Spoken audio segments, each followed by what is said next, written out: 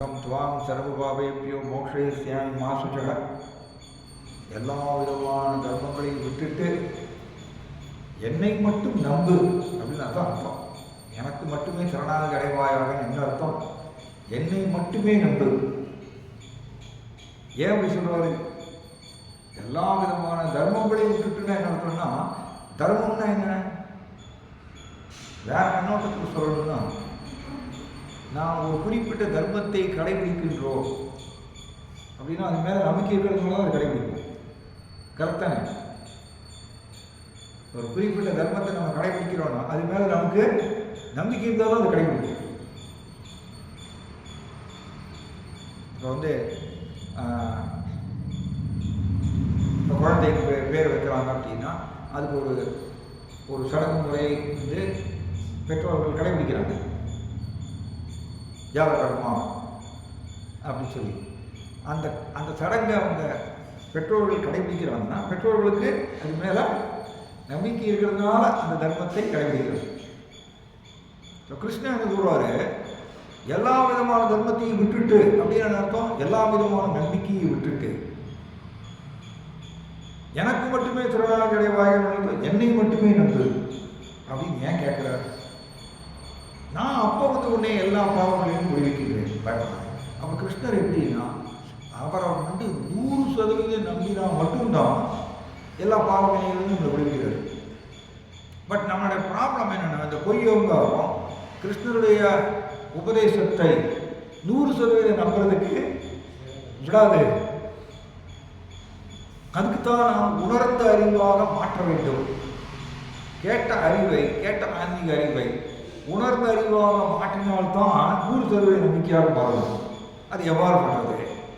So நம்மளுடைய இயல்பு எப்படின்னா, நம்மளுடைய சைக்காலஜி, நம்மளுடைய ஃபங்க்ஷன் எப்படின்னா, ஃபஸ்ட்டு கேட்போம் ஆன்மீக அறிவை.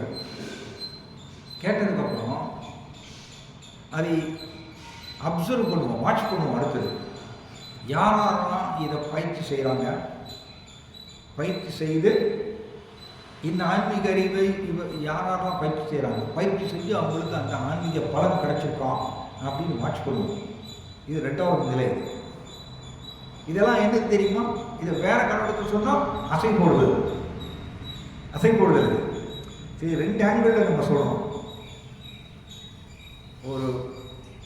ஒரு அறிவை பூரணமாக பெறுவது, 100% பூரணமாக பெறுவதுங்கிறதுக்கு ஒரு ஆங்கிளில் நம்ம என்ன சொல்லணும்? கேட்டதை திரும்ப திரும்ப அசை போடணும். அசை போட்டால் அது 50% ஆகும். அதை மற்றவர்கள் கூட டிஸ்கஸ் பண்ணால் 75% ஆகுது. காலம் வந்து மீதி 25% அவர் கொடுக்குறது. இது ஒரு கண்ணோட்டம். இன்னொரு கண்ணோட்டம் என்ன சொல்கிறோம்? அதே தான், பட் வேற ஒரு வகையில் நம்ம எக்ஸ்பிளைன் பண்ணுறோம். ஸோ ஃபஸ்ட்டு வந்து கேட்குறோம் ஆன்மீக அறிவை. கேட்டதுக்கப்புறம் யாரெல்லாம் இந்த ஆன்மீக அறிவை கடைபிடித்து அவர்களுக்கு இந்த ஆன்மீக பலன் கிடைச்சிருக்குன்னு வாட்ச் பண்ணணும். அப்சர்விங், வாட்ச் பண்ணணும். அது வந்து அசை போடுறது, வேற ஒன்று. அடுத்தது என்ன ஆகுதாமா, அப்போ கொஞ்சம் நம்பிக்கை வருதோம். நம்பிக்கை ஏறுகின்றது நமக்குள்ள. நம்பிக்கை, இத்தனை பேர் கடைபிடிக்கிறாங்க இந்த ஆன்மீக அறிவை, அவர்களுக்கு இந்த கொஞ்சம் ஆன்மீக பலன் கிடைக்கிறது. இதெல்லாம் சர்வே பண்ணுறோம், சர்வே எடுக்கிறோம். இது மனுஷனுடைய இயல்பு. எடுத்தெடுப்புலேயே நம்ம பயிற்சி செய்ய மாட்டோம். எடுத்தெடுப்புலேயே கேட்ட ஆன்மீக அறிவு உடனே நம்ம பயிற்சி செய்ய மாட்டோம். யாரெல்லாம் இதை பயிற்சி செய்கிறாங்க அவங்களுக்குலாம் என்னென்ன ஆன்மீக பலன் கிடைச்சிருக்கு இதெல்லாம் சர்வே எடுப்போம். சர்வேன்னு அஃபிஷியலாக சொல்லாமல் நம்ம செய்வோம் இல்லையா? தென் 3வது, அதுக்கப்புறம் லிவிங், பயிற்சி செய்வோம். நாம் பர்சனலாக பயிற்சி செய்வோம். பர்சனலாக நான் பயிற்சி செஞ்சதுக்கப்புறம் அனுபவம் கிடைக்கலாம். நமக்கு பர்சனலாக அனுபவம் கிடைக்குது. அதான் ரியலைசேஷன் சொல்கிறது. அந்த அனுபவம் தான் ரியலைசேஷன், உணர்ந்த அறிவு. தென் இந்த அனுபவத்தை மற்றவர்களுக்கு சொல்லுவோம். அதான் ஆக்சுவலி பிரச்சாரம். உண்மையான பிரச்சாரங்கிறது தன்னுடைய சொந்த அனுபவத்தை மற்றவர்களுக்கு சொல்லணும்.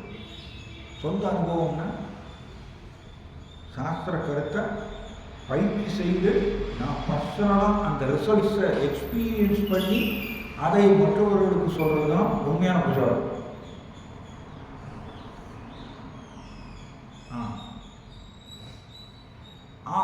ரியலைசேஷன், உணர்ந்த அறிவுங்கிறத இன்னொரு கண்ணோட்டத்திலையும் சொல்லணும். இன்னொரு கண்ணோட்டத்திலையும் அதை காட்டணும். உணர்ந்த அறிவு ஒன்று ஃபஸ்ட்டு ஆன்மீக அறிவை கேட்குறோம், அது செய்தியாக இருக்குது. உணர்ந்த அறிவுன்னா என்னென்னா, பரமாத்மா சேம் கேட்ட ஆன்மீக அறிவை அது மேலே ஆழ்ந்த நம்பிக்கையோ ப்ளஸ் ஆழ்ந்த நம்பிக்கை ரெண்டு சேர்ந்து கொடுக்குறாரு, உள்ளிருந்து கொடுக்குறாரு. அதுக்காக உணர்ந்த அறிவு. அப்போ உணர்ந்த அறிவுங்கிறது எப்படி சொல்லலாம்னா, ஆன்மீக அறிவு ப்ளஸ் அந்த ஆன்மீக அறிவின் மேல் ஆழ்ந்த நம்பிக்கை ரெண்டும் கலந்து தான் அதுக்காக உணர்ந்த அறிவு. அப்போ அது பயங்கர பொட்டன்ஷியல் ஜாஸ்தி இருக்குது. இப்போ பாருங்கள், இப்போ ஆன்மீக அறிவை நம்ம மற்றவர்களுக்கு சொல்கிறோம், சொல்கிறவருக்கே நம்பிக்கை இல்லைன்னு வச்சுக்கோங்க. சொல்கிறவருக்கே நம்பிக்கை இல்லை, ஜஸ்ட் மெக்கானிக்கலாக சொல்கிறாருன்னு வச்சுக்கோங்க. அப்போ கேட்பவருக்கு ஏதாவது அந்த லைவ்லியாக இருக்காது. புரியுதுங்களா? ஆன்மீக அறிவை கேட்குறோம், கேட்டுட்டு அது தனக்கே நம்பிக்கை இல்லை, நம்பிக்கை இல்லாமல் ஜஸ்ட் மெக்கானிக்கலாக மற்றவங்களுக்கு சொன்னோம்னு வச்சுக்கோங்களேன். அந்த சொற்பொழிவு எப்படி இருக்கும், அந்த பேச்சு எப்படி இருக்கும், உயிரோட்டம் இருக்காது, அதில் உயிரோட்டம் இருக்காது, லைவ்லியாக இருக்காது. அப்போ பேச்சு உயிரோட்டம் உடையதாக இருக்கணும்னா, லைவ்லியாக இருக்கணும்னா, நம்ம சொல்லக்கூடிய கருத்தில் நமக்கு ஃபஸ்ட்டு ஆழ்ந்த நம்பிக்கை இருக்கணும். அது பேர் தான் ரியலைசேஷன். அது பேர் தான் ரியலைசேஷன். எகைன் அந்த ரியலைசேஷனை என்ன சொன்னோம்? ஆன்மீக அறிவு ப்ளஸ் அந்த ஆன்மீக அறிவின் மேல் ஆழ்ந்த நம்பிக்கை ரெண்டும் கலந்தது தான் ரியலைசேஷன், உணர்ந்த அறிவுன்னு சொன்னோம். இதை யார் கொடுக்குறா? உள்ளது பரமாத்மா கொடுக்குறாரு. அதை பெற்ற பக்தர் மற்றவர்களுக்கு அதை சொல்லும் பொழுது உயிரோட்டம் உடையதாக இருக்கும். அந்த பேச்சு எப்படி இருக்கும்? உயிரோட்டம் உடையதாக இருக்கும். உயிரோட்டம் உடையதுன்னு சொல்லுவோம் இல்லையா, லைவ்லியாக இருக்கும். அது அப்போ அவரால் அந்த ஆன்மீக அறிவை மற்றவர்களுக்கு சொல்லும் பொழுது குதூகலத்தோடு சொல்ல முடியும். எப்படி? குதூகலம், உற்சாகத்தோடு சொல்ல முடியுமா? ஏன்னா அவருக்கு அது ஆழ்ந்த நம்பிக்கை இருக்கிறது மேலே. அதான் ரியலைசேஷன். அப்போ அது கேட்பவருடைய ஹிருதயத்தில் இந்த குதூகலம் என்ன பண்ணுவோமா, உள்ளே போய் தொத்திக்குமா? இந்த உற்சாகம், இந்த குதூகலம் கேட்பவருடைய ஹிருதயத்தில் போய் தொத்திக்குமா? தொத்திக்கிட்டு அவர்களுக்கும் இந்த ஹிருதயத்தில் மாற்றத்தை ஏற்படுத்தும். அதனால தான் சுற்றுஷ்டுவி தட்சணாத் சொல்லி சும்மா சொல்லலை சாஸ்திரம். ஒரு ரியலைஸ்டு டிவோட்டி, உணர்ந்த பக்தர், அவர்கிட்ட கேட்கும் பொழுது கேட்பவருடைய ஹிருதயத்தில் உடனடியாக மாற்றம் ஏற்படும் படிக்கிறோம் பாகவதத்தில். ஏன்னா அவருக்கு என்ன அவர் சொல்றாரோ அந்த ஆன்மீக என்ன ஆன்மீக கருத்து அவர் சொல்றாரோ அந்த ஆன்மீக கருத்து மேல அவருக்கு ஆழ்ந்த நம்பிக்கை. அதனால பொதுவாக பிரச்சாரம் அப்படிதான் இருக்கணும். இல்லைன்னா என்ன ஆகும்னா மிஸ்மேட்ச் ஆகும். அவர் ஒரு சொற்பொழிவில் ஒரு ஆன்மீக கருத்து சொல்லுவார், அவருடைய நடத்தை பார்த்தீங்கன்னா ஆப்போசிட் இருக்கும். அப்போ அவருக்கும் மிஸ்மேட்ச் அது, அந்த கேட்பவருக்கும் பெருசாக ஒரு எஃபெக்ட் கிடைக்காது. அப்படி இருக்கக்கூடாது நம்மளோட பிரச்சாரம். பொதுவாக நம்மளோட பிரச்சாரம் அப்படி இருக்கக்கூடாது. நம்மளோட பிரச்சாரம் நான் கேட்ட ஆன்மீக அறிவை எவ்வளவுக்கு எவ்வளவு அசை போடுறேன், நினைத்து பார்க்கிறேன், அந்த அளவுக்கு கிருஷ்ணா உள்ளிருந்து ரியலைசேஷன் கொடுக்குறாரு, முழு நம்பிக்கையை ஏற்படுத்துறாரு அந்த குறிப்பிட்ட ஆன்மீக அறிவு மேல. இந்த குறிப்பிட்ட ஆன்மீக அறிவு மேல நம்பிக்கையை உள்ளிருந்து கொடுக்குறாரு. நம்பிக்கைங்கிறது ரொம்ப சூக்ஷ்மமானது. குறிப்பா ஆன்மீக அறிவில் நம்பிக்கை அப்படிங்கிறது தைரியமானது.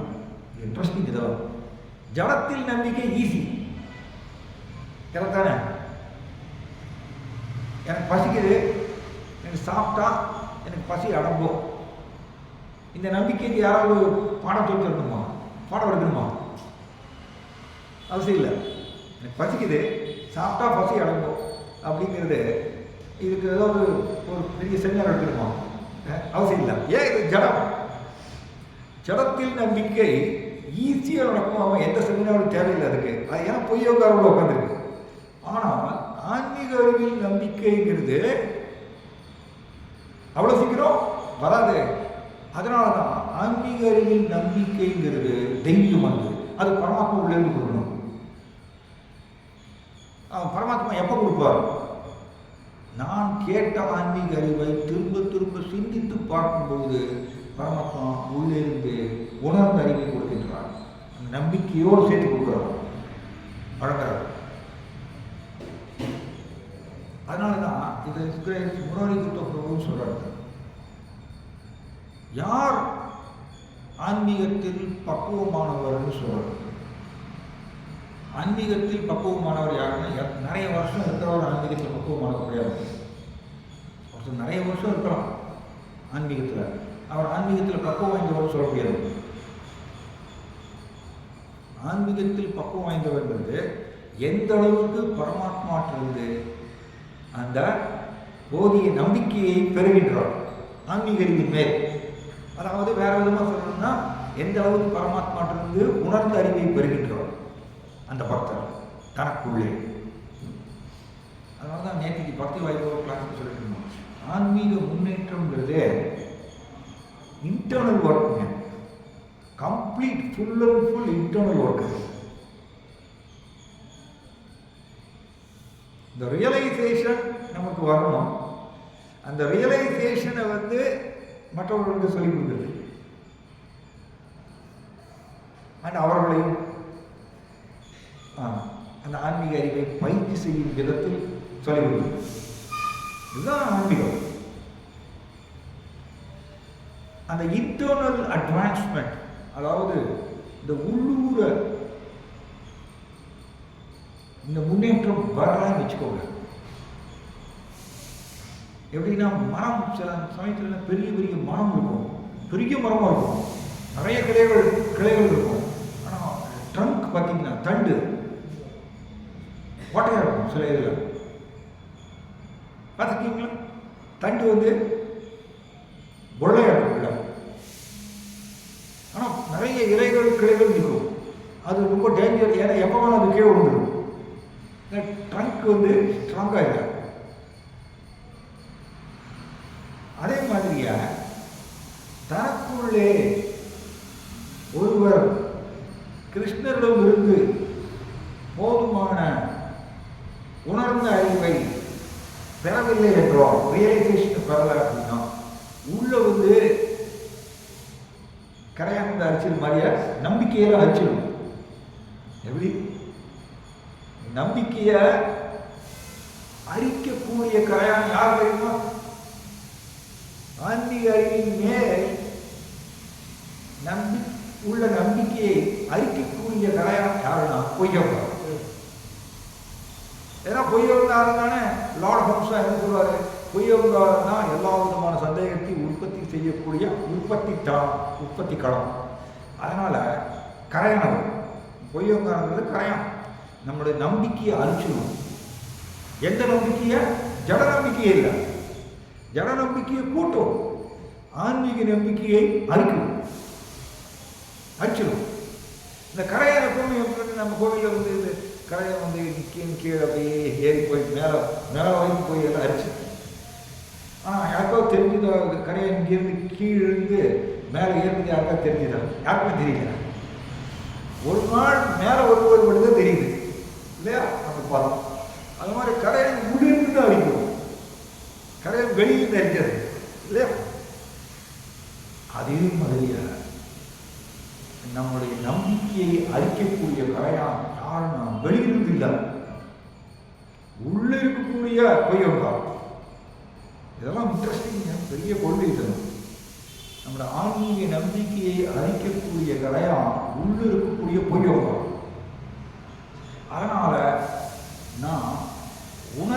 அறிவை பெற வேண்டும். அந்த உணர்ந்த அறிவுங்கிறது என்னது? ஆன்மீக அறிவு பிளஸ் அது மேல் ஆழ்ந்த நம்பிக்கை. இதை வளர்த்து கொள்ளலாட்டினா மரம் பெருசு பெருசாக இருக்கும், இலைகள் கிளைகள் பெருசு பெருசாக இருக்கும். பட் தண்டு உள்ள இருக்கக்கூடிய தண்டு ஹாலோ வரும், ஓட்டையம். அந்த மாதிரி தான் நம்மளும் இருக்கும் ஆன்மீகத்தில். நிறைய வெளிப்புற ரீதியாக நிறைய சேவை செய்வோம், வெளிப்புற ரீதியாக நிறைய சேவை பொறுப்புகள் எல்லாம் இருக்கும். ஆனால் உள்ளே நமக்கு ஆன்மீக அறிவின் மேல் ஆழ்ந்த நம்பிக்கை இருக்காது. ஏன்னா ரியலைசேஷன் இல்லை. அப்படிப்பட்ட பக்தர் ரொம்ப நாள் நிற்க முடியாது. ஏன்னா மரம் கீழே விழுந்துடும், அந்த மாதிரி மரம். அந்த மாதிரி பக்தர் ரொம்ப நாள் நிற்க முடியாது. மாயா திடீர்னு உள்ளதோடையும் அவருடைய கொஞ்சோண்டு ஒட்டிகிட்டு இருக்கும் ஆன்மீக நம்பிக்கை. கொஞ்சோண்டு அதையும் சிதைச்சிடுவாங்க. ஏதோ ஒரு கஷ்டமான சூழ்நிலை ஏற்படுத்தி அந்த பக்தர் போயிடுவார் ஆன்மீகத்தை விட்டு. நம்ம நிறைய பார்க்குறோம். அதனால் உணர்ந்த அறிவை எவ்வளவுக்கு அளவு நாம் பரமாத்மாட்டிலிருந்து பெறுகின்றோமோ, ரியலைசேஷன், அந்த அளவுக்கு தான் அவர் முதிர்ந்த பக்தர். முதிர்ந்த பக்தருங்கிறது எத்தனை வருஷம் நம்ம சேவையில் இருக்கோங்கிறது அது ஒரு கணக்கு கிடையாது, ஒரு பொருட்டல்ல. முதிர்ந்த பக்தருங்கிறது எந்த அளவுக்கு பரமாத்மாட்டிலிருந்து உணர்ந்த அறிவை பெறுகின்றோம். அதாவது வேற விதமாக சொல்லணும்னா, பரமாத்மாட்டிலிருந்து நான் உணர்ந்த அறிவை பெறுகின்றேன்னா என்ன அர்த்தம்? பரமாத்மா கூட இருக்கக்கூடிய ரிலேஷன்ஷிப், அந்த உறவில் நான் நிற்கின்றேன் அப்படி சொல்லணும். வேற கண்ணோட்டத்தில் இது மாதிரி சொல்லணும். நமக்கு எல்லாருக்கும் பரமாத்மா கூட உறவு இருக்கா இல்லையா? உறவு இருக்கு. கிருஷ்ணரை சார்ந்தவர் எல்லோரும்.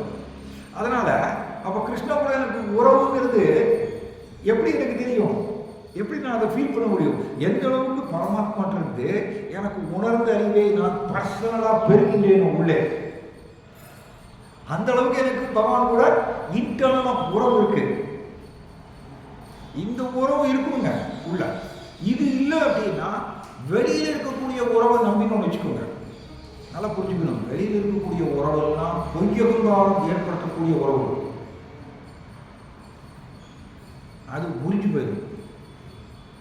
தன்னுடைய சொந்த புலனின்பம் பாதிக்கப்படும் பொழுது வெளியில் இருக்கக்கூடிய உறவு பிரேக் ஆகிடும். அப்படிதான் அது மாயாவுடைய டிசைன். அப்படிதான்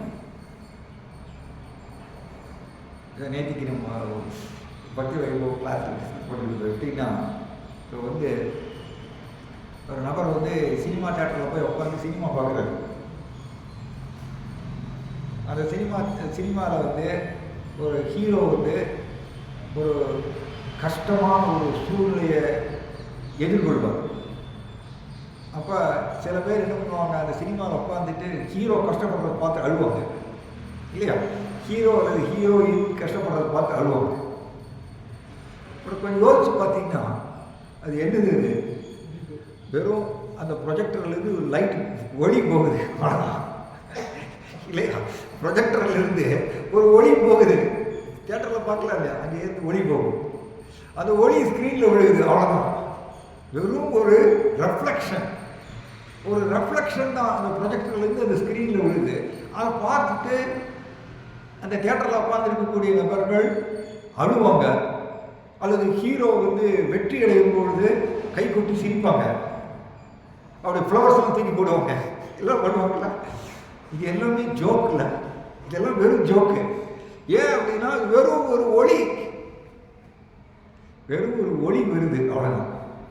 இந்த ப்ரொஜெக்டர்லேருந்து அதை பார்த்துட்டு கை கொட்டி சிரிக்கிறாங்க, அழகாங்க, ஃப்ளவர் ஸ்பீக் போடுறாங்க அப்படின்னா இது ஒரு பைத்தியக்காரங்க. அதே மாதிரி தான் இந்த உலகத்தில் இதை நம்மளோட வாழ்க்கை தான். நம்மளோட வாழ்க்கை ஆக்சுவலி உள்ளே உட்காந்துருக்கக்கூடிய பரமாத்மா போட்டு எவ்வளவுக்கு அளவு எனக்கு ரியலைசேஷன் கிடக்கிறதோ அந்த அளவுக்கு எனக்கு அவர் கூட உறவுல நான் ஆழ்ந்திருக்கேன். இது இன்ட்ரெஸ்டிங் தரும். நான் கிருஷ்ணரில் ஆழ்ந்திருக்கேன் என்ன அர்த்தம்னா, எனக்கு உள்ளே எந்த அளவுக்கு பரமாத்மாட்டிலிருந்து உணர்ந்த அறிவை நான் பெறுகின்றேன் ரெகுலராக, அது உண்மையான உறவு. அண்ட் வெளியில் வாழக்கூடிய நம்மளுக்கு பலதரப்பட்ட உறவுகள் இருக்கு இல்லையா, அப்பா அம்மா சகோதரர் சகோதரி தாத்தா பாட்டி கணவன் மனைவி எல்லாம், நான் எம்எல்ஏ எம்பி ரைட்.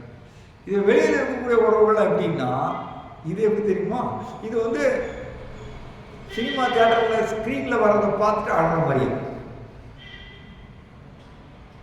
இப்போ ஸ்க்ரீனில் பார்த்துட்டு சினிமா ஸ்க்ரீனில் பார்த்துட்டு அழறதோ சிரிக்கிறதோ இது ஒரு ஒரு ஃபூலிஷ்னஸ், எல்லாருக்குமே தெரியுது, முட்டாள்தனம். ஏன்னா அவருடைய குடும்பம் வேற எங்கேயோ இருக்குது இல்லையா, அவரோட குடும்பம் ஒரு குறிப்பிட்ட ஏரியாவில் இருக்குது, அவங்க குழந்தைகள் இருக்காங்க, அவர் வீடு இருக்குது, எல்லாம் இருக்குது.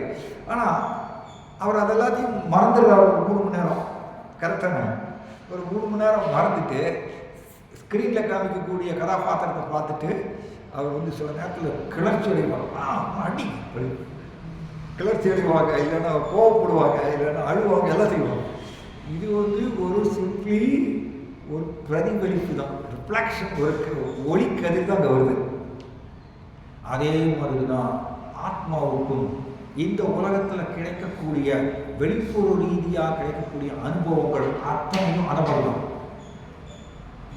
இது நேற்று டிஸ்கஸ் பண்ணிட்டு இருக்கோம். நமக்கு இந்த உலகத்தில் கிடைக்கக்கூடிய சோகமோ புலங்களோ வருத்தமோ கவலையோ சந்தோஷமோ இன்பமோ மகிழ்ச்சியோ பயமோ எந்த அனுபவம் இருந்தாலும் இது எல்லாமே நம்மளுக்கு சினிமாவை பார்த்துட்டு அந்த தியேட்டரில் உட்காந்துருக்கக்கூடிய நபருக்கு கிடைக்கக்கூடிய அனுபவமாக இருக்கும். அது உண்மையான அனுபவம் இல்லை. உண்மையான அனுபவம் ஒரு வீட்டில், ஒரு குடும்ப வீட்டில் இருக்குது. அதே மாதிரி தான் நமக்கு உண்மையான அனுபவம் நமக்கு உள்ளே இருக்கக்கூடிய பரமாத்மா கூட எவ்வளவுக்கு எவ்வளவு அடிக்கடி அவற்றிருந்து ரியலைசேஷனை பெறுகின்றோம், உணர்ந்த அறிவை பெறுகின்றோம். அதுதான் நம்மளுக்கு உண்மையான குடும்பம். எப்படி? அதான் நம்மளோட உண்மையான குடும்பம். அதாவது அதுதான் நம்மளோட உண்மையான உறவு. இதுக்கு பேர் தாங்க அச்சுத கோத்திரம்னா இதுக்கு பேர் தான் அச்சுத கோத்திரம் சொல்றோம் இல்லையா, சும்மா வாயில மட்டும் சொல்றோம் அச்சுத கோத்திரம் இல்லையா, அச்சுத கோத்திரம் சொல்றோம். அச்சுத கோத்திரம்னா என்ன? அச்சுதனை சார்ந்தவன். அச்சுதன் அச்சுதான் கிருஷ்ணன், அவர் கூட நான் பரிமாற்றம் செய்கின்றேனா, அவரை கூட பேசுறாரா, அதான் ரியலைசேஷன். பரமாத்மா என் கூட பேசுறதுதான் ரியலைசேஷன், உணர்ந்த அறிவு. இதை நான் எவ்வளவுக்கு எவ்வளவு பெறுகின்றேனோ அப்பதான் அச்சுத கோத்திரத்தில் நான் நிலை பெற்று இருக்கின்றேன். இல்லைன்னா சும்மா பெயரளவில் நான் அச்சுத கோத்திரம் அப்படின்னு சொல்லலாம். பட் ஒருத்தர் சொன்னா நம்ம அச்சுத கோத்திரம் நம்ம கிருஷ்ணரை சார்ந்தவர்லாம் சொல்கிறோம். பட் ஏதோ கிருஷ்ணா கூட இருக்கக்கூடிய உறவு வந்து ஒரு பெரிய ஒரு அந்நிய உறவு மாதிரி இருக்கு. பட் என் வீட்டில் இருக்கக்கூடிய என்னுடைய அப்பா கூட இருக்கக்கூடிய உறவு ரொம்ப நேச்சுரலாக தெரியுது அப்படின்னு கேட்டார். கரெக்டு இது இல்லை, கரெக்டு. வீட்டில் இருக்கக்கூடிய அப்பா கூட இருக்கக்கூடிய உறவு ரொம்ப இயல்பாக தெரியுது. பட் என் கிருஷ்ணனுடைய அப்பா அப்படின்னு சொன்னால் இது ஒரு ஜஸ்ட் பக்தி வைபவம் கிளாஸுக்கு படிச்சுட்டு எக்ஸாம்பிள் எழுதுறது மாதிரி தான் தெரியுது. பட் உண்மையாக எனக்கு இருக்கிற மாதிரி தெரியலையே ஒரு பக்கம் சொன்னார். அது கரெக்டு. ஹானஸ்டாக நேர்மையாக சொல்கிறார். நேர்மையாக தனக்கு இருக்கக்கூடிய ஃபீலிங்ஸை வெளியில் சொல்கிறார். நம்ம பல நேரங்களில் சொல்ல மாட்டோம், பல பக்தர்கள் வெளியே சொல்ல மாட்டோம். கிருஷ்ணா கூட நமக்கு இருக்கக்கூடிய உறவு இப்போ ஏதோ ஜஸ்ட் தியரியதாக இருக்குது. உண்மையிலேயே கிருஷ்ணா கூட நமக்கு உறவை நாம் பெற வேண்டும்னா இது வழி, இதுதான் வழி. நான் ரியலைசேஷனை பரமாத்மாட்டிருந்து பெறணும், நான் பரமாத்மாட்டிருந்து உணர்ந்த அறிவை நான் பெறணும்னா அதுக்கு முன்னாடி கேட்ட ஆன்மீக அறிவை நான் திரும்ப திரும்ப திரும்ப சிந்தித்து பார்க்கணும். தான் எனக்கு ரியலைசேஷன் கொடுப்பார் கிருஷ்ணன்.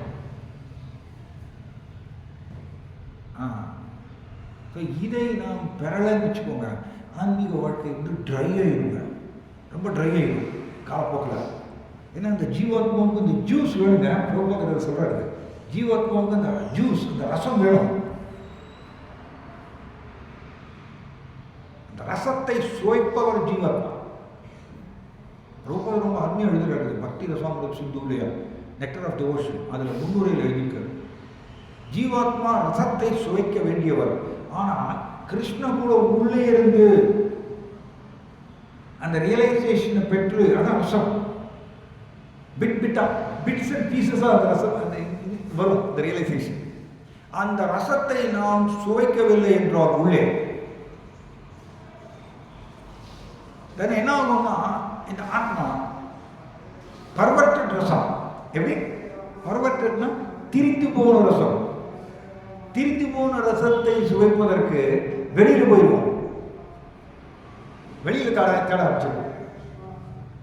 அதுக்கு பேர் என்ன? நான் வந்து சினிமா தேட்டரில் சினிமா ஸ்க்ரீனை பார்த்துட்டு அழறது சிரிக்கிறது மாதிரி தான் அந்த அனுபவம் தான் அது. அதனால் எதுக்கு இவ்வளவு டிஸ்கஸ் பண்ணுறோம்னா, நாரத முனிவர் ரியலைஸ்டு டிவோட்டி, உணர்ந்த பக்தர்.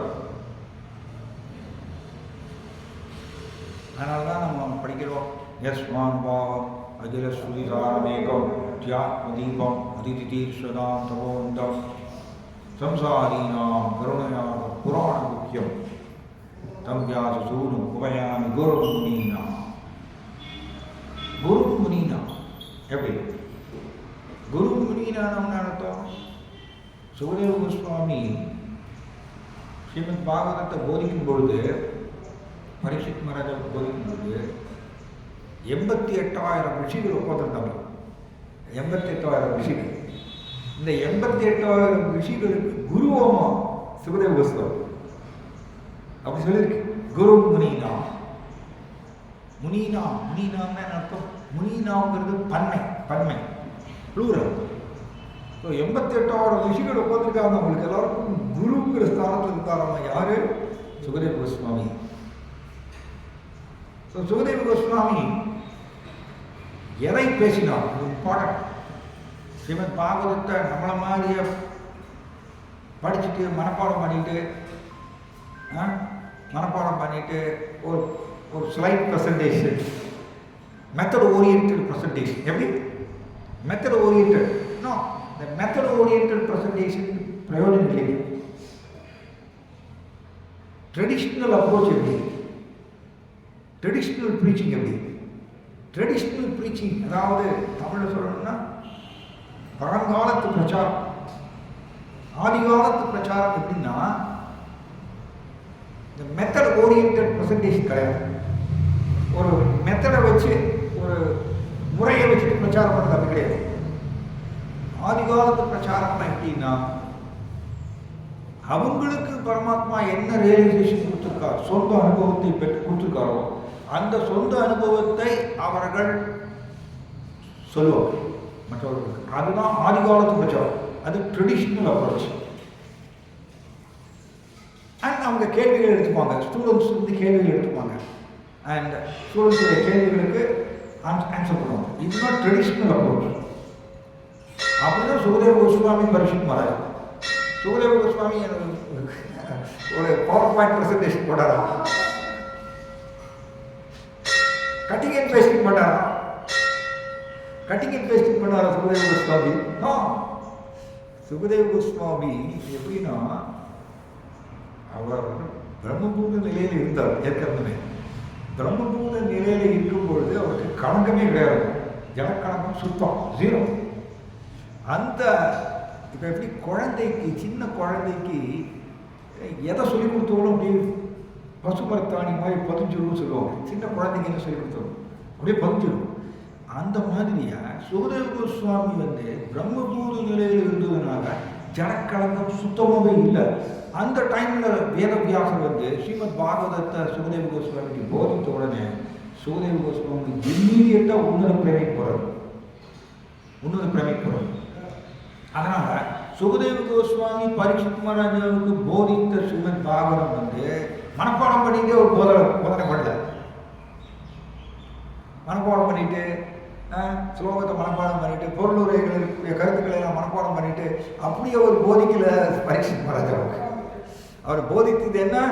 ஸ்வானுபாவம், ஸ்வ அனுபவம், சொந்த அனுபவத்தை. அப்படிதான் ஸ்லோகம் சொல்லுது. ஸ்வானுபாவம் அப்படின்னா தன்னுடைய சொந்த அனுபவத்தை போதித்தார் பரீட்சித் மகாராஜா. அதுக்கு பேர் என்னங்க? சொந்த அனுபவத்தை போதிக்கிறதுக்கு பேர் என்ன? அதுக்கு பேர் தான் ரியலைசேஷன், அதுக்கு பேர் தான் உணர்ந்த அறிவு. அதனால தான் சுகதேவ கோஸ்வாமி ரியலைஸ்டு டிவோட்டி, உணர்ந்த பக்தர்.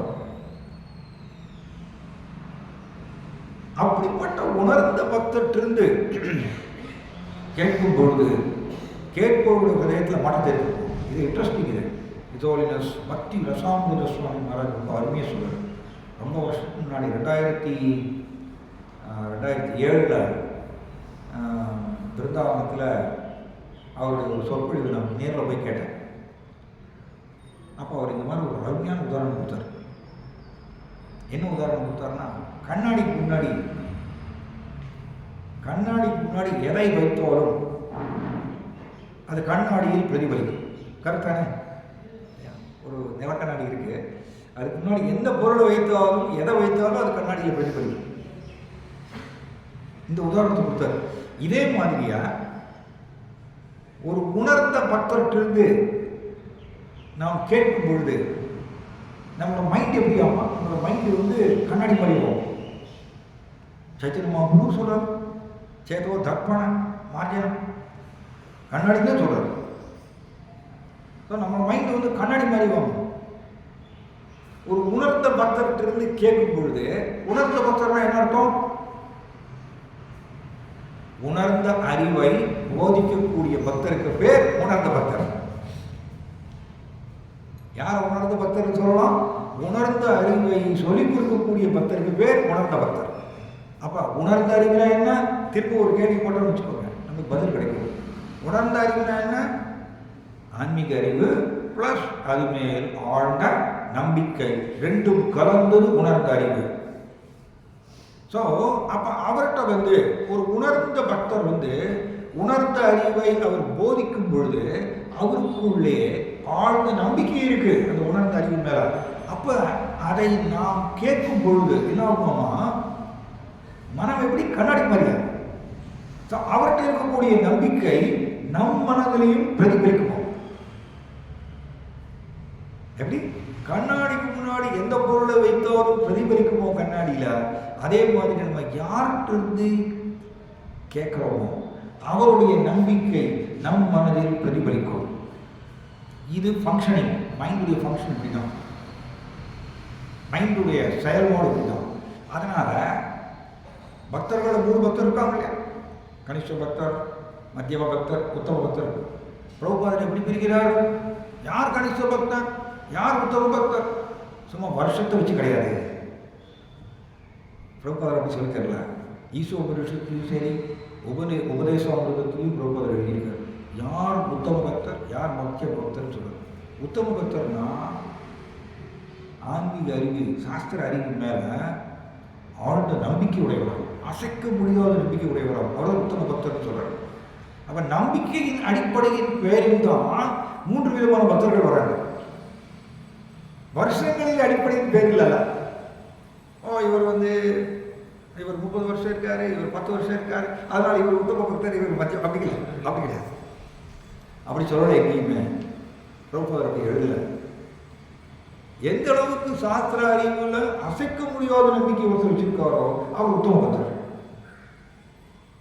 சாஸ்திர அறிவுல கொஞ்சமா ஒரு மீடியம் லெவல்ல நம்பிக்கை வச்சிருக்காரு அப்படின்னு என்ன அர்த்தம்? கொஞ்சம் நம்பிக்கை இருக்கு சாஸ்திர அறிவு மேல, பட் இன்னும் கொஞ்சம் நம்பிக்கை ஜனம் மேல இருக்கு, அவர் மத்தியமா பக்தர். கனிஷ்ட பக்தர்கள் எப்படின்னா சாஸ்திர அறிவு மேல் துளியூண்டு நம்பிக்கை, மேக்சிமம் நம்பிக்கை ஜடத்து மேல. இவருக்கு பேர் கனிஷ்ட பக்தர். இது தாழ்ந்த நிலை. இப்போ எப்படி நாம் எந்த பக்தர்கிட்ட கேட்குறோமோ அவருக்குள்ள என்ன நம்பிக்கை இருக்கு சாஸ்திரம் மேல, சாஸ்திர அறிவு மேல எவ்வளவு நம்பிக்கை இருக்கோ அதே நம்பிக்கை தான் என் மனதிலும் பிரதிபலிக்கும். அப்ப நான் உத்தம பக்தராக நான் மாறணும்னா நான் என்ன பண்ணணும்?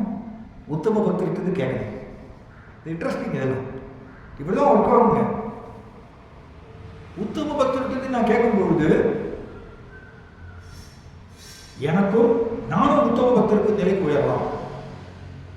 எனக்கும் அதே நம்பிக்கை பிரதிபலிக்கும் என் மனதில். அதனால தான் நம்ம முன்னாடி சொன்னோம். இப்போ வந்து சாஸ்திர இந்த பொருளுரைகள், பிரபுபாதோட பொருளுரைகள் எல்லாம் ஜஸ்ட்டு மனப்பாடம் பண்ணிட்டு அது ஜஸ்ட் ஒரு அதில் நம்ம நம்புறோமோ இல்லையா, அதுக்கு நம்ம நம்பிக்கை இருக்கோ இல்லையோ, ஜஸ்ட் ஒரு அப்படி ஒரு பிபிடி போட்டு அதை நம்ம வந்து அப்படி சொல்கிறோம்னு வச்சுக்கோங்க. அவருக்கு பெருசாக அதில் நம்பிக்கை இல்லை அப்படின்னா அவருடைய பேச்சு, முன்னாடி சொல்கிற மாதிரி அவருடைய பேச்சில் உயிரோட்டம் இருக்காது, லைவ்லியே இருக்காது. அவருக்கே அதில் நம்பிக்கை இல்லை. அப்போ கேட்பவருக்கும் என்ன ஆகும்னா அவரும் செய்தியை தான் பெறுவார். புரியுதுங்களா? கேட்பவருக்கும் இவர் சொல்லக்கூடிய ஆன்மீக அறிவு செய்தியை தான் பெறுவார். அந்த நம்பிக்கை அவருக்கு வராது. அதனால நம்பிக்கை டிரான்ஸ்ஃபர் ஆகிறது. நமக்கு எவ்வளோ தெய்வீக நம்பிக்கை இருக்கோ அப்படிப்பட்ட நபர்கிட்ட நம்ம கேட்கும் பொழுது அந்த நம்பிக்கையை டிரான்ஸ்ஃபர் ஆகிறது, தொத்திக்கும் மற்றவருக்கு. அதனாலதான் உணர்ந்த பக்தர்கிட்ட கேட்கும் பொழுது இம்மீடியட்டா அவருடைய உணர்வில் மாற்றம் ஏற்படுகின்றது. சுஸ்ரோஷ்டுமி தக்ஷணா அர்த்தம். இங்க நாரத முனிவர் உணர்ந்த பக்தர். உணர்ந்த பக்தராக இருக்கிறதுனால அவர்கிட்ட யசோ லோக மலாபகம் ஹரே. யசோனா என்ன? புகழ். ஹரியினுடைய புகழ் லீலைகளை நாரத முனிவர்கிட்ட பிரச்சேதர்கள் கேட்டதுனால பிரச்சேதர்கள் என்னாச்சவன் பகவான் மேல தீவிர பற்று வளர்த்து கொண்டாங்க. எப்படிங்க? அந்த உத்தம பக்தரை பார்ப்பது அபூர்வம். இதை வந்து ஹிஸ்குரேஷ் வசராஜ் பிரபு அருமையாக சொல்றாரு. என்ன சொல்றாருன்னா, கிருஷ்ணனை போய் கேட்கணுமா, ஓ கிருஷ்ணா, எனக்கு அந்த உத்தம பக்தர்கிட்ட கேட்பதற்கு எனக்கு வாய்ப்பு ஏற்படுத்துங்கள்னு கேட்கணுமா. பீட்டரை கேட்டுட்டே இருந்தோம்னா நம்ம கிருஷ்ணா என்ன பண்ணுவாரோ உத்தம பக்தரை அரேஞ்ச் பண்ணுவாரோ, அவர்கிட்ட கேட்குற மாதிரி ஏற்பாடு பண்ணுவாரோ. இது கன்ஃபார்ம். எப்படி? பரீட்சித் மகாராஜா ஆசைப்பட்டார், நான் 7 நாளைக்குள்ள நான் பாம்பு கடித்து இறக்க போறேன். சாமிகாரிஷ்ட போய் கேட்டார், எனக்கு வந்து நான் 7 நாளாக நான் எதை கேட்கணும் எதை கேட்கக்கூடாது, நான் இப்போ ராஜ்யத்தில் துறந்துட்டேன், எதை கேட்கணும் எதை கேட்கக்கூடாது, எதை செய்யணும் எதை செய்யக்கூடாது, தயவுசெய்து எனக்கு போதிக்கணும். இங்கே சாமிகாரிஷ்ட போய் கேட்டார். பரீட்சித் மகாராஜா ஆசைப்பட்டார், ஒரு உணர்ந்த பக்தர்கிட்ட கேட்கணும் அப்படின்னு ஆசைப்பட்டார். சாமிகாரி என்ன சொன்னார், உனக்கு தகுந்த ஆசிரியர் சுகதேவ கோஸ்வாமி தான், அவர் வந்து சேருவார் அப்படின்னு சொல்றாரு சாமிகாரி. அது பாகவதத்தில் எப்படி சொல்லியிருக்குன்னா, பரீட்சித் மகாராஜா உட்காந்துருந்தாரோ கங்கை கரையோரத்தில், உண்ணா நோன்பு அப்படி சொல்லுவோம் இல்லையா, தமிழில் என்ன சொல்லுவோம், சாகும் வரை உண்ணா நோன்பு, உண்ணாவிரதம், சாகும் வரை உண்ணாவிரதம். அவர் அப்படிதான் இருந்தார். 7 நாள் இறக்க போகிறார். வடக்கு நோக்கி உட்காந்துட்டார் கங்கை கரையோரத்தில். சுகதேவ கோஸ்வாமி தானாக வந்து சேர்ந்தார் இந்த இடத்துல. அப்படிதான் எழுதியிருக்கு. எப்படி சொல்லியிருக்குன்னா, பகவானுடைய ஏற்பாடு பிரகாரம், கிருஷ்ணனுடைய ஏற்பாடின் பேரில் சுகதேவ கோஸ்வாமி அங்கே வந்து சேர்ந்தார். பரீட்சித் மகாராஜாவுக்கு போதிக்கிறதுன்னு வந்திருக்காரு. ஏன் அப்படின்னா, அவர் உணர்ந்த பக்தர்கிட்ட இந்த ஆன்மீக விஷயங்களை கேட்டு தெரிஞ்சுக்கணும்னு ஆசைப்பட்டதுனால கிருஷ்ணர் ஏற்பாடு பண்ணார், ஒரு உணர்ந்த பக்தரை அனுப்பி வச்சார் சுகதேவ கோஸ்வாமி. அதே தான் ரசராஜ் பிரபு சொல்றார், நம்ம கிருஷ்ணனை போய் கேட்கணுமா, உத்தம பக்தர், உணர்ந்த பக்தர், சாஸ்திர அறிவின் மேல் அசைக்க முடியாத நம்பிக்கையுடைய பக்தர், அவர்கிட்ட நான் கேட்கணும், எனக்கும் நான் உத்தம நிலைக்கு நான் போகணும் அப்படின்னு நம்ம வேடிக்கணும். கிருஷ்ணனை கேட்கணும், முருகி கேட்டோம்னா நான் கிருஷ்ணன் வந்து வரோமா, உத்தம பக்தரை அரேஞ்ச் பண்ணி வரோம், ஏற்பாடு பண்ணி அனுப்பிச்சு வைப்பார். இப்போ பிரச்சேதர்களுக்கு நாரத முனிவர் உணர்ந்த பக்தர் இல்லையா, பகவான் மேல பிரேமை உணர்த்தப்படுவார். அப்படிப்பட்ட நாரத முனிவருக்கு வந்து இப்ப பாருங்க, கிருஷ்ணனுடைய புகழ் லீலைகளை நாரத முனிவர் பிரச்சேதர்களுக்கு போதிக்கிறது, நாம் கிருஷ்ணனுடைய புகழ் லீலைகளை மற்றவர்களுக்கு சொல்றதுக்கு வித்தியாசம் இருக்கா இல்லையா? வித்தியாசம் இருக்கு. கிருஷ்ணனுடைய புகழ் லீலைகளை பிரச்சேதர்களுக்கு போதிக்கிறாருன்னா நாரத முனிவர் அதை ரசித்து, அந்த ரசித்து சொல்வது என்ன அர்த்தம்? அதை உயிரோட்டத்தோடு. ஏன்னா அவருக்கு கிருஷ்ணனுடைய புகழ் லீலைகள் தான் ஒரே வழி, தூய்மைப்படுத்துவதற்கு ஒரே வழி கிருஷ்ணனுடைய புகழ் லீலைகள் தான் அப்படிங்கிற ஆழ்ந்த நம்பிக்கை அவருக்குள்ள இருக்கு நாரத முனிவருக்கு. அப்போ அவர் சொல்லும் பொழுது, போதிக்கும் பொழுது உயிரோட்டத்தோடு போதிப்பார். அண்ட் வேற விதமாக சொல்லணும்னா ரசித்து அப்படி சொல்லுவார் இல்லையா? நம்ம சொல்லுவோம் கிருஷ்ணனுடைய புகழ் லீலைகள். எஸ், கிருஷ்ணனுடைய நாமம் ஜல உலகத்திலே இந்த 14 லோகங்களில் ஜெகன் மங்களம் அங்கதான், உலகத்துக்கே மங்களம் கொடுக்கக்கூடியது கிருஷ்ணனுடைய நாமம் அப்படின்னு நம்ம சொல்லுவோம். கிருஷ்ணனுடைய நாமமும் கிருஷ்ணரும் வேற அல்ல அப்படிங்கிறது நம்ம போதிப்போம். ஆனால் நமக்கு அந்த ஆழ்ந்த நம்பிக்கை கிடையாது. இப்போ கிருஷ்ணாவும் கிருஷ்ணாவுடைய நாமமும் ஒன்றுங்கிற நம்பிக்கை நமக்கு வந்துடுச்சுன்னா வேற எங்கேயாவது போவோமா? நம்ம வேற ஏதாவது தேடுவோமா? அந்த உலகத்தில் நாமத்துல கிருஷ்ணா உட்காந்துருக்காரு, கிருஷ்ணா உட்காந்துருக்காரு. அண்ட் அது இருக்கிறதுலே மிகவும் கவர்ச்சிகரமான personality, most fascinating personality Krishna. அவர் உட்காந்துருக்காரு நாமத்தில். அப்போ எதுக்கு நம்ம வேற ஏதாவது சொல்லுவேன்? அந்த உலகத்தில் கையில் சொல்லுவாங்க, தமிழில் கையில் வெண்ணையை வச்சுட்டு ஏதாவது நீக்கி அடைவாங்களா சொல்லுவாங்க. அது மாதிரியா நாமத்தில் கிருஷ்ணா உட்காந்துருக்காரு. அப்போ எதுக்கு நம்ம வெளியில் போய் எனக்கு அது வேணும் இது வேணும்னு ஆசைப்படுறோம்? கார் வேணும், பங்களா வேணும், பணம் வேணும், பதவி வேணும், புகழ் வேணும், புலனின்பம் வேணும் அப்படிங்கிறது ஏன் வெளியில் போய் ஆசைப்படுறோம்? எனக்கு அது கிடைக்கல, என்னை ஏமாற்றிட்டான், ஏன் புலம்புறோம்?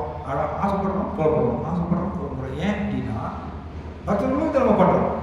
ஏன் அப்படின்னா நாமத்தில் கிருஷ்ணன் உட்கார்ந்திருக்காருங்கிற நம்பிக்கை நமக்கு இன்னும் முழு அளவில் ஏற்படவில்லை. அது பேர் தான் உத்தம புத்தர். இப்போ நாரத முனிவர் இதை போதிக்கும் பொழுது நாமத்தில் கிருஷ்ணன் உட்கார்ந்திருக்கார் அப்படின்னு போதிக்கிறார் பரீட்சித் மகாராஜாவுக்கு. பரீட்சித் மகாராஜாவுக்கு அப்படியே அந்த நம்பிக்கை உள்ள இருக்கிறது. அதனால பரீட்சித் மகாராஜா எல்லாம் பற்றையும் விட்டார். இந்த தெய்வீக நம்பிக்கை 100% தெய்வீக நம்பிக்கை நம்மளோட ஹிருதயத்தில் இறங்கும் பொழுது என்ன ஆகும்? ஜடம் மேல இருக்கிற நம்பிக்கையில 0 ஆயிடும். ஜடம் மேல இருக்கிற நம்பிக்கை 0 ஆயிடும். அப்போ ஜடப்பற்றெல்லாம் கட் ஆயிடும். இதுதான் பரீட்சித் மகாராஜுக்கு ஏற்படுது. அதனாலதான் நாரத முனிவர் பரீட்சித் மகாராஜ் பிரச்சேதர்களுக்கு போதிக்கிறது. நான் அதே கிருஷ்ணனுடைய புகழ் லீலைகளை மற்றவர்கள் சொல்றதுக்கு வேறுபாடு இருக்கு. இது ரொம்ப புதிர், இது புதிர், ரொம்ப சூக்ஷ்மமானது. ரெண்டும் ஒன்றல்ல.